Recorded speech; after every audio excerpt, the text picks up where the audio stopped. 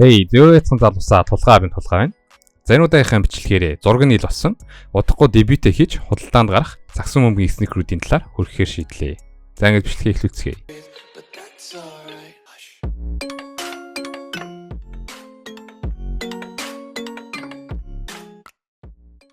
За эхний пүүз нь Kobe 8.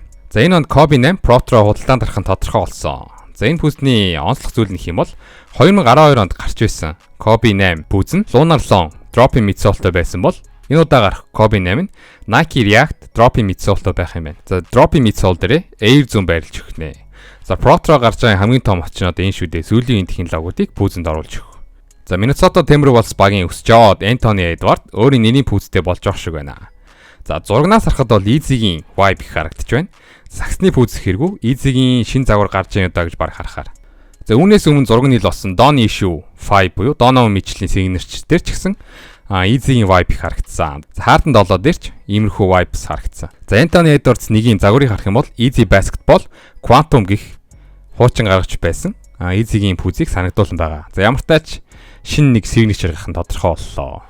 MB03-ийн зураг нийл болчээ. За Puma-гийн MB буюу LaMelo Ball-ийн signature line Puma-гийн хамгийн хайптай line болоод байна. За өмнөх хоёр пүүз нь хангалттай амжилттай байсан. За энэ удаа MB3-ийн зураг нийл болж.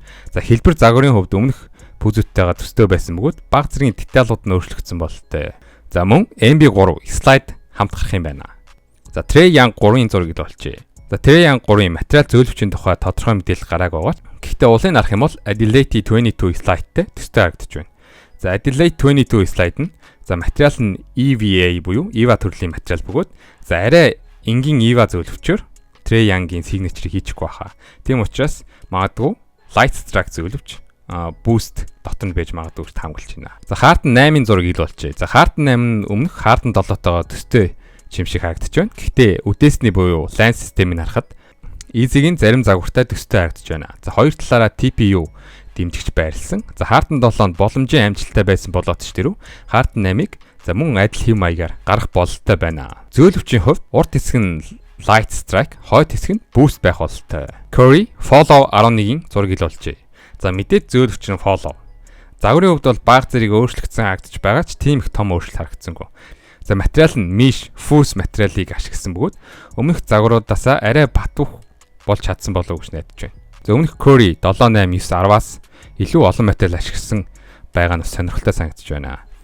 За ингээд ерөнхийдөө өнөөдрийн бэлтгэсэн мэдээллийг хүрээд дуусч байна. Бичлэг таалагдсан бол subscribe, like, donate хийж өгөхийг хүсье. Баяртай.